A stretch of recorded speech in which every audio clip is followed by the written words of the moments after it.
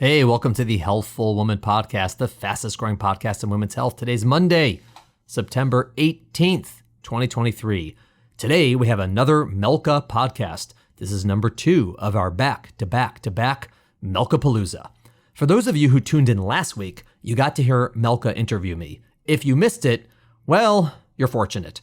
Today, we're doing our annual redrop of the podcast Melka and I recorded on fasting in pregnancy. We drop this every year in preparation for Yom Kippur, which for those of you keeping score is just around the corner 1 week from today. If you have questions about fasting during pregnancy, hopefully this podcast will be helpful.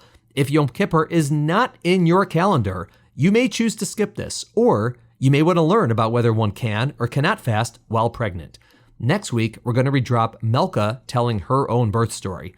All right, reminder for all of you listening on Apple or Spotify, we would love it if you could rate the podcast, preferably with 5 stars, and please do leave comments. Also, reminder to email us any questions you might have for our mailbag podcast. To send them in, you can email us at hw@healthfulwoman.com, or you can go to our website, www.healthfulwoman.com, and click on the link that says, send us your questions. Also, if you want to pre-order the book Emily Oster and I wrote, The Unexpected, we have a link on our website. Please do take a look at that and feel free to order several copies. All right, thanks for listening. See y'all next week. Welcome to today's episode of Healthful Woman, a podcast designed to explore topics in women's health at all stages of life. I'm your host, Dr. Nathan Fox, an OBGYN and maternal fetal medicine specialist practicing in New York City. At Healthful Woman, I speak with leaders in the field to help you learn more about women's health, pregnancy, and wellness. All right, Melka, welcome back to Healthful Woman. How you doing? I'm doing well. How are you? I'm good. Melka's a podcast sensation. People have just been tuning into your podcasts and the numbers are going up, up, up. And I thought, who better to talk to about Jewish fast days than Stephanie Melka? Especially not growing up Jewish. You've had sort of a informal conversion to the Jewish religion over the past years, having so much interaction with the Jewish folk, so to speak. It is, though, a topic that comes up a lot in our practice, in our region, about Jewish fast days, obviously fasting in general, in pregnancy. And I thought it'd be good to get both your perspective as maybe a newcomer to this topic in this past several years, as in my perspective, obviously growing up with this and knowing, because it's something that we discuss a lot before the Jewish fast days come up. Just for some background, for those who may not know what we're talking about, in the Jewish calendar, there are several fast days that vary in terms of maybe importance and also in length. Some of the fasts are 24 hours, actually 25 hours. Some of the fasting is starting at night and ending the next night. And some of the fasts are just during the day hours, morning to evening. And by fasting, it's no food, no drink, nothing, essentially. Is this something you even knew about when you started your training at Mount Sinai? I think very peripherally from having friends in college that were Jewish, that on certain holidays would say, oh, we're fasting today. Right. I grew up Catholic. We had a couple fast days on the calendar, so it's not a foreign concept. But no, I really didn't know much about it. Right. And so, I know that growing up, these fast days were very prevalent on our calendar. They were looming, some would say. And I never really thought about it so much growing up. What did pregnant women do on these fast days? Do they fast? Do they not fast? How does that work? And that is something that we talk about a lot with our patients and frequently with their families, sometimes with their rabbis, and each circumstance is unique. And the reason it comes up is one of the principles of these fast days is that, yes, there's a fast day. Yes, you're supposed to fast. But one of the exemptions from fasting is someone who will be ill, right? You're not supposed to fast in order to harm yourself. And so someone who is sick and can't fast, or if they get ill while they're fasting, there's not only no obligation to fast, but they're really not supposed to fast because that's not the goal of it. So the question is, how does pregnancy come into play?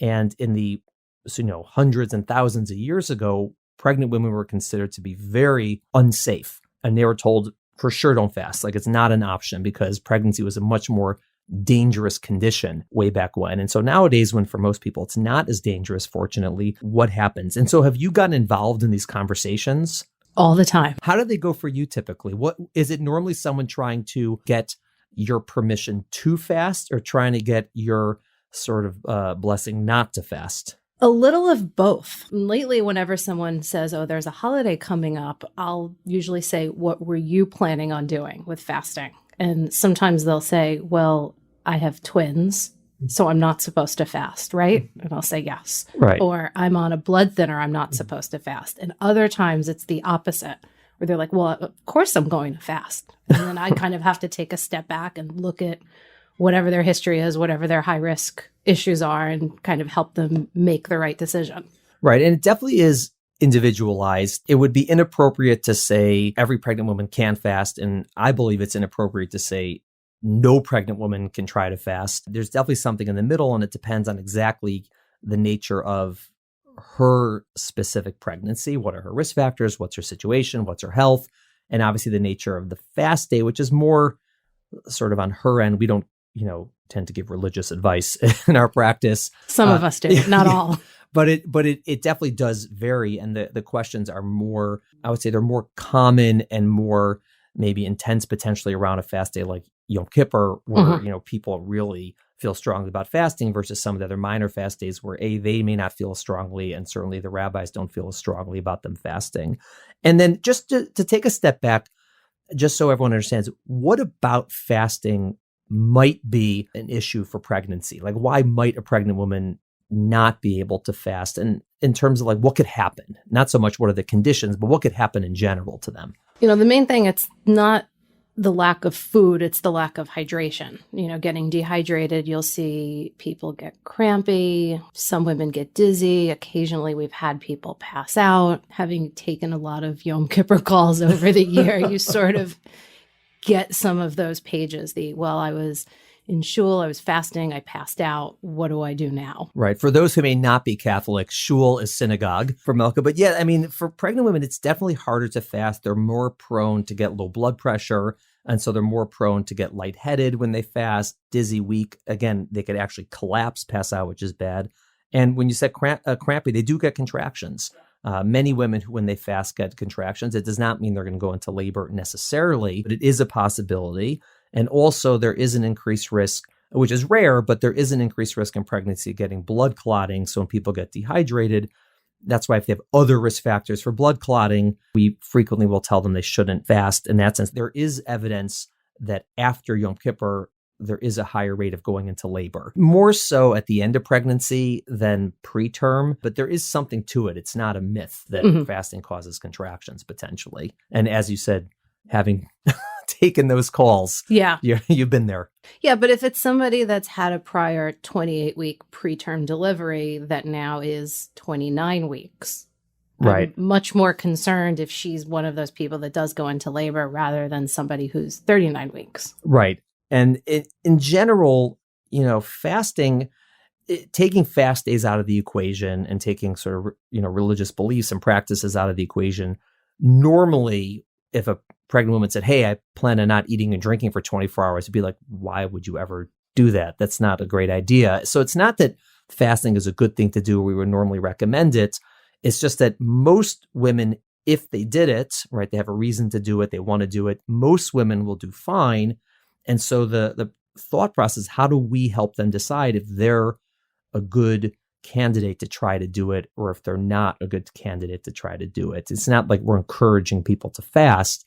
We don't bring it up usually ever unless we just know proactively that it's on their radar. But it's something that they bring to us, and we have to go through it. And so what would you tell someone who's having, let's say, uncomplicated pregnancy? She's perfectly healthy.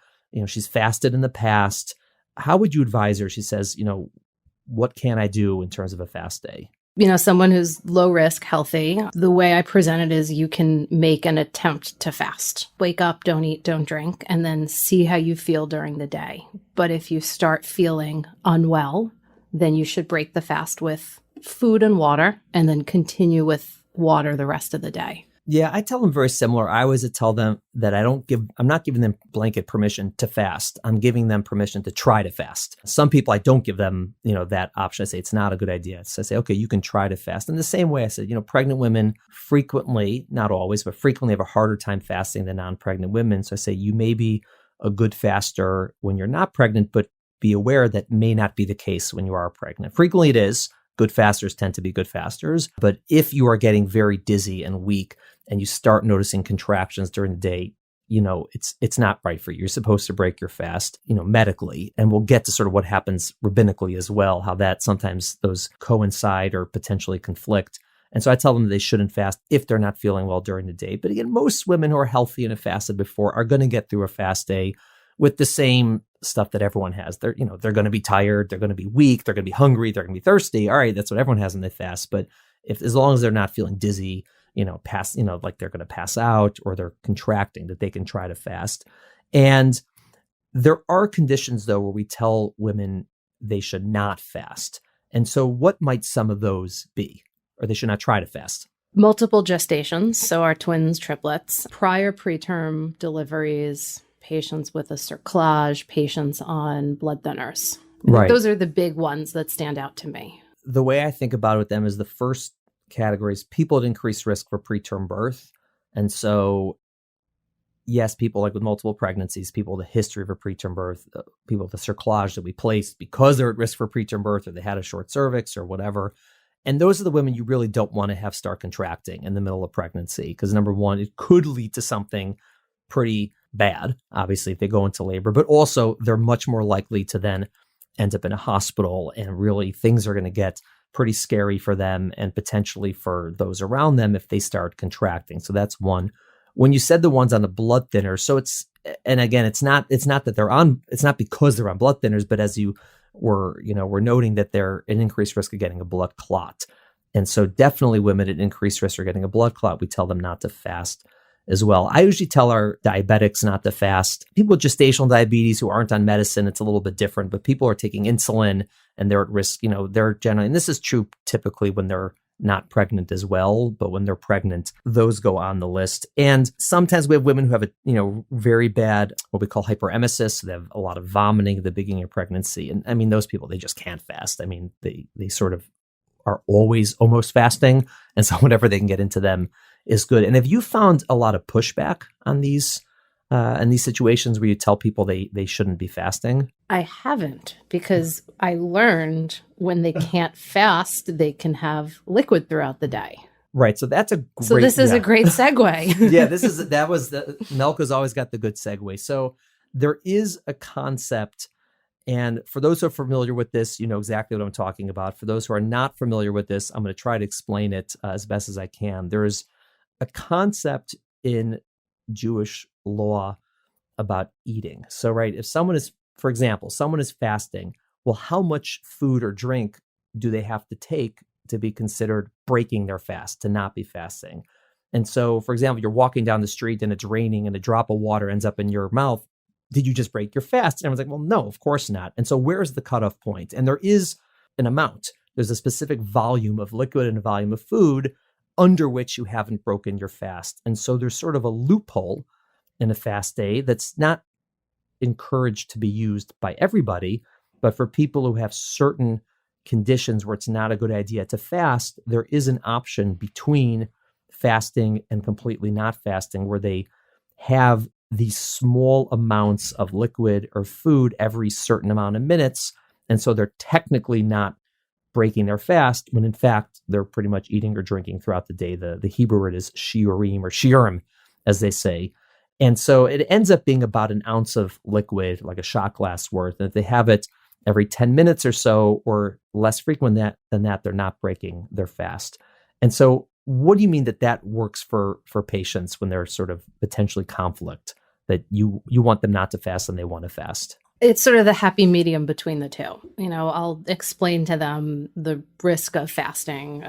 As you said, whether it's the blood clots or preterm contractions is mainly related more to the dehydration than the lack of food, and that they could go for days without food and be fine, but the dehydration will hit them pretty quickly and potentially lead to those complications.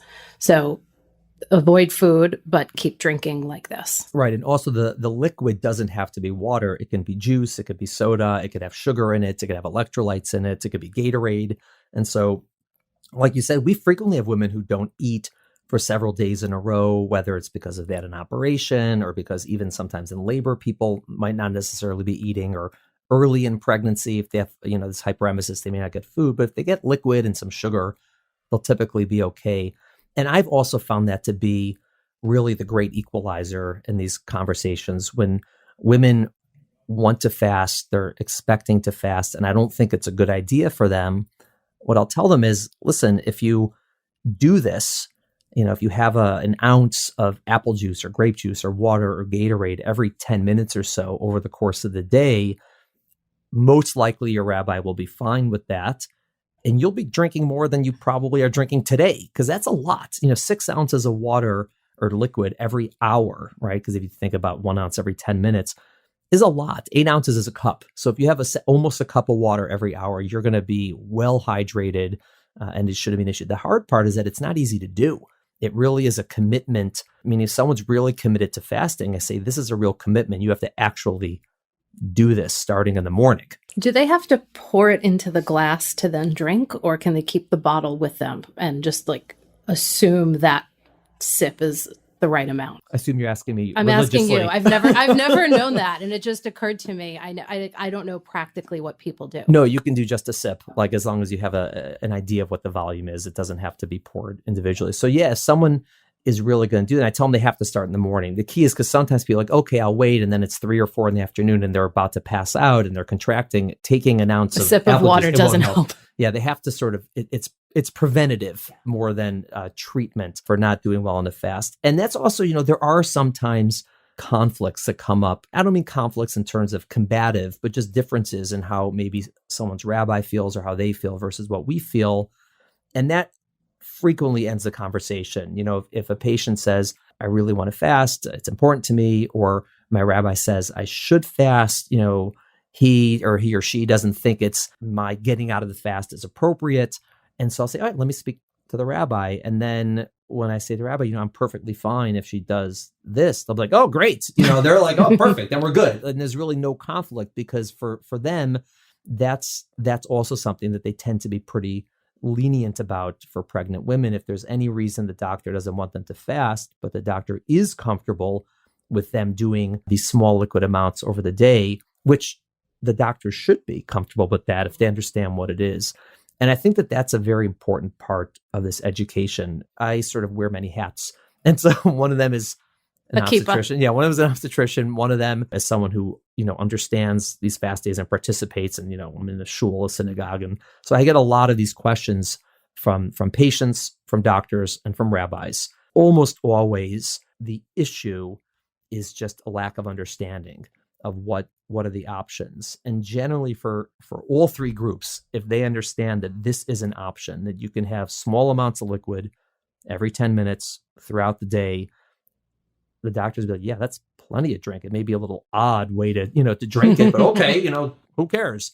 And then the rabbi's like, oh, if that's okay, then I'm okay. And the patient's like, oh, I'm still fasting. And then everyone sort of wins in that situation. They get to, fast. They get to sort of feel that they're doing the right thing religiously. The doctor's comfortable. Very few doctors will say you have to eat food. I have a few patients who I tell them, that this is not an option, because I think it's so dangerous for them to fast that I don't want them toying around with this. And these are the people I say, listen, and I explain, say, normally I let people do this. For you, fork, knife, napkin tucked under the shirt, plate, you're having real food. But those are really the exception. Is that mainly your diabetics? Sometimes, it's people. The diabetics usually know, because they're on insulin, they're checking their finger sticks, and they know the issue. Some people who've had uterine ruptures and really horrible outcomes, and just if they start contracting, it's a disaster. Yeah. And placenta accretas. Really, these are unusual circumstances where I say, you know what, it's not worth it. It's just too dangerous. And I don't think I've ever come across a situation where the patient or the rabbi disagreed on that front. Again, because they know that I'm not going to tell that to everybody. And I think, again, that's part of the issue that comes up is there are doctors who don't sort of understand, and they'll tell all their pregnant women, you can't fast. They just say, carte blanche, no one's allowed to fast. And then sort of that's when the rabbi's like, well, that's a little crazy. And so that's when there's conflict. But if everyone sort of is able to discuss it, it works better. Have you had conversations with rabbis on this? Has that come across you? I have. Yeah. I've gotten those pages a couple times, Right. or the email from the nurses, and I'm the only one free, and I'll take it. Right. I don't think my name yet has the clout that other people does, but I'm getting there. But I tell them the same thing, and I think, like you said, they're fine with it. Right. It is. Yeah. It's a reasonable conversation if everyone is sort of willing to accept the premise that there is a fast day and that it has importance to these women. And people are unwilling to accept that premise and just say, well, this is nuts. Like, why would you ever fast when you're pregnant? You're out of your mind. And like, I'm not going to allow it. That's when I think a lot of conflict occurs. And, some rabbis are very comfortable saying your doctor's wrong, you should fast. Other rabbis are not comfortable saying that. And they're like, listen, I'm not going to overrule your doctor. Like, that just seems dangerous. And then the women are sort of stuck in the middle. They're like, that's so weird. My doctor said no. My rabbi doesn't really know what to do. My friends are fasting. And it just gets confusing. And then they typically call me. I get a lot of calls the week of Yom Kippur. It's a busy week. One thing I wanted to talk about is intravenous fluids on fast days, because we get that question a lot. I assume you get that a lot. Yes. Yeah. And what is it specifically that people are asking you to do, permission to do? Can I have an IV placed so I can get IV hydration so I can keep fasting? Right. Because putting a needle in your arm and having fluids that way is not eating or drinking. So correct. You're technically not fasting. Yeah. So you're fasting, but you're not getting dehydrated. And a lot of people do this. It's not, in some places there are sort of mobile IV units that get, sent around town to do this. And what is your thoughts on this?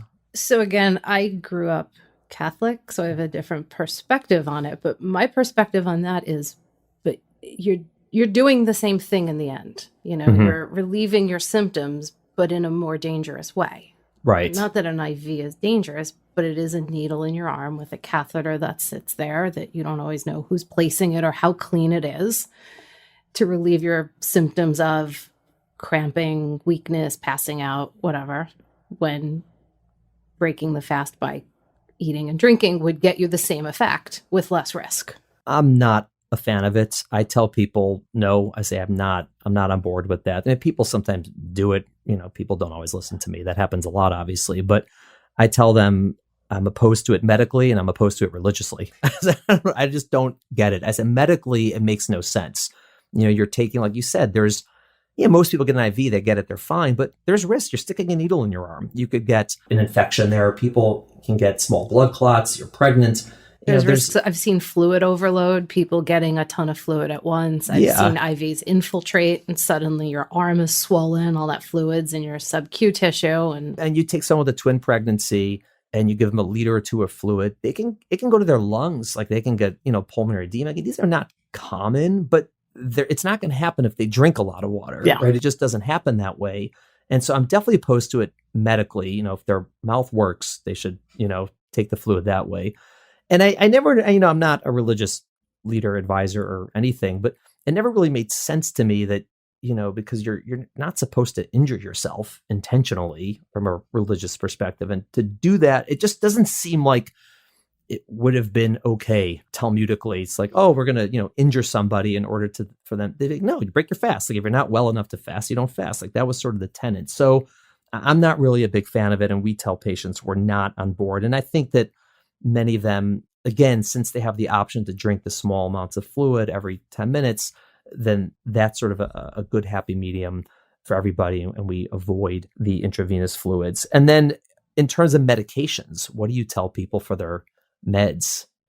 It's so incredibly individualized. There's a lot of medications people take, a prenatal baby aspirin, like a low synthroid dose, like you can skip it for a day. You can take it that night or the next day. So for the most part, I'm okay. Like most of those medications, people can skip a day. Right. No, I agree because like the prenatal vitamin, all right, don't take it that day or take it at night before they go to sleep. It's not dangerous to, take it at night then the next morning.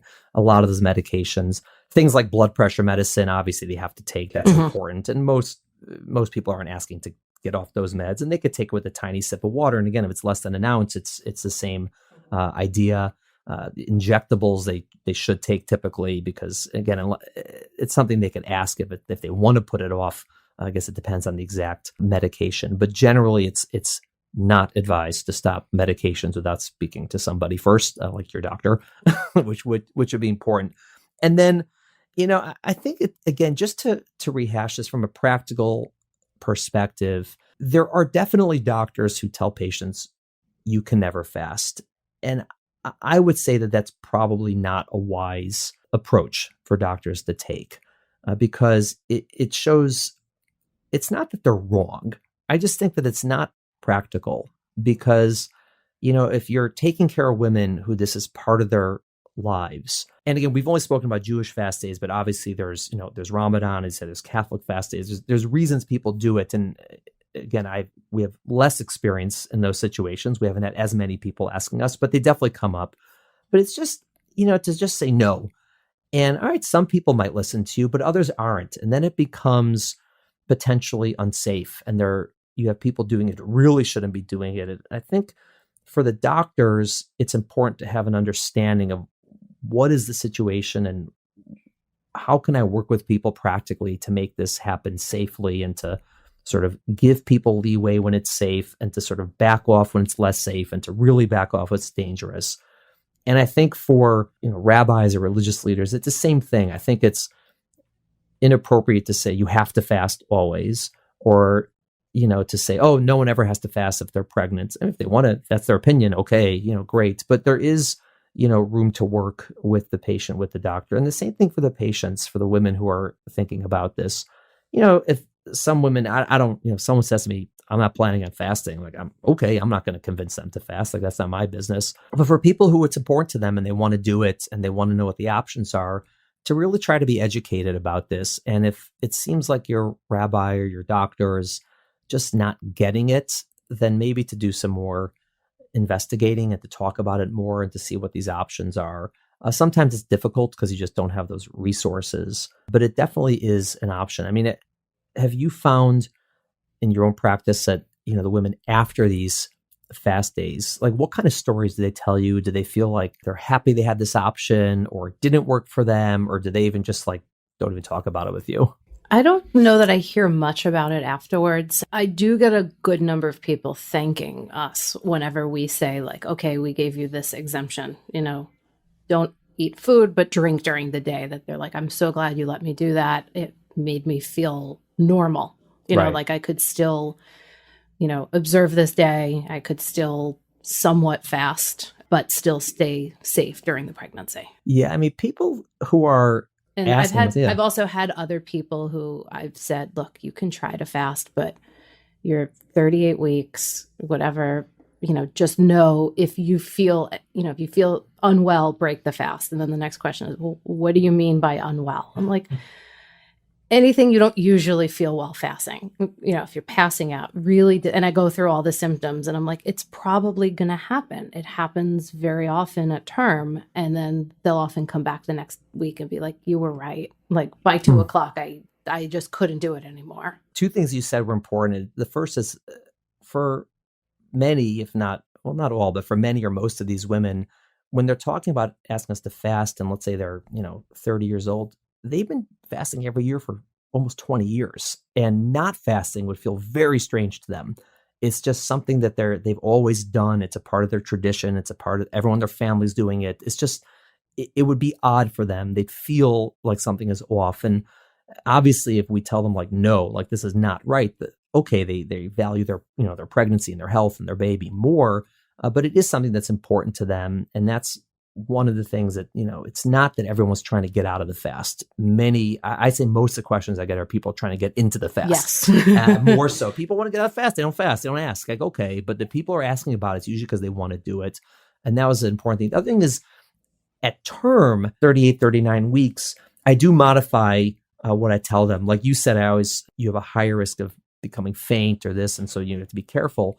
But if they start cramping or contracting, I was like, listen, do you mind if you go into labor, a day or two after Yom Kippur? Like, no, it's great. I'm at the end of pregnancy. So that's not so much a risk, but potentially a consequence. And so I don't worry them about that if they're already 37, 38, 39 weeks. It's just more so if they're feeling sick. And that's an important thing. Okay, so we covered a lot today, but I wanted to make sure to give a summary or an overview of what our recommendations are for women who are thinking of fasting during pregnancy. So first, for low-risk women, uncomplicated pregnancies who are considering fasting, and usually this is going to be for one of the more major fast days like Yom Kippur or maybe Tisha B'Av in the summer, what we recommend is it is okay to try to fast. Many or most pregnant women will be able to fast if they have a good meal beforehand and drink beforehand. During the day, they'll be tired and cranky like the rest of us, but that's it, and that's okay, and it should be safe for them and the baby. However, it is possible that during pregnancy, it'll be harder to fast. And if someone starts getting dizzy and weak, like they're going to pass out, for sure they should completely break their fast. If they start contracting and they're preterm and they're at risk for preterm labor, for sure they should break their fast. If they're at the end of pregnancy, like 39, 40 weeks, and they start contracting, well, it really depends. If they really feel sick because of it, they can break their fast. If they feel fine and they don't really mind going into labor, that's okay. But again, it's not a blanket okay to fast. It's an okay to try to fast. And that's a very important detail. Now, there are women who we recommend not fast during pregnancy.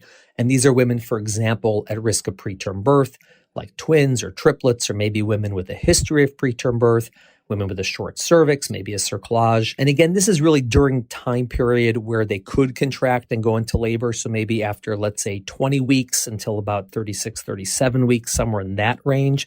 Much earlier than that, they're really not at risk for labor.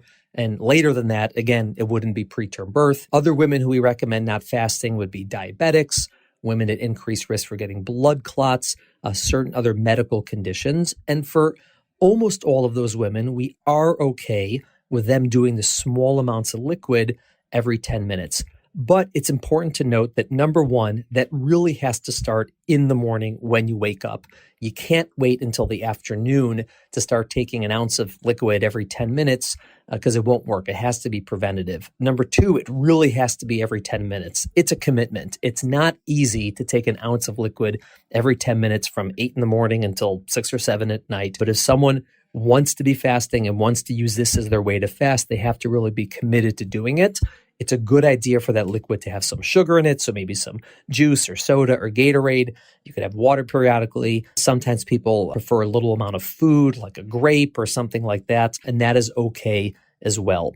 Now, there are women who we recommend completely not fast, and these are higher risk women. These are individualized where we say, don't do any of this. You should absolutely eat, drink full meals like a totally normal day. And that's important to distinguish from the other women who can try to do with the smaller amounts of liquid. Obviously, with all of this, every person is different. Every fast day is different. Every season is different. Every pregnancy is different. Every situation is different. It's important to speak to your doctor, speak to your rabbi if you have religious questions. And hopefully that is a good summary of what we went through today. Thank you for having me. Thank you for listening to the Healthful Woman podcast. To learn more about our podcast, please visit our website at www.healthfulwoman.com. That's HEALTHFULWOMAN.com. If you have any questions about this podcast or any other topic you would like us to address, please feel free to email us at hw@healthfulwoman.com. Have a great day. The information discussed in Healthful Woman is intended for educational uses only and does not replace medical care from your physician. Healthful Woman is meant to expand your knowledge of women's health and does not replace ongoing care from your regular physician or gynecologist.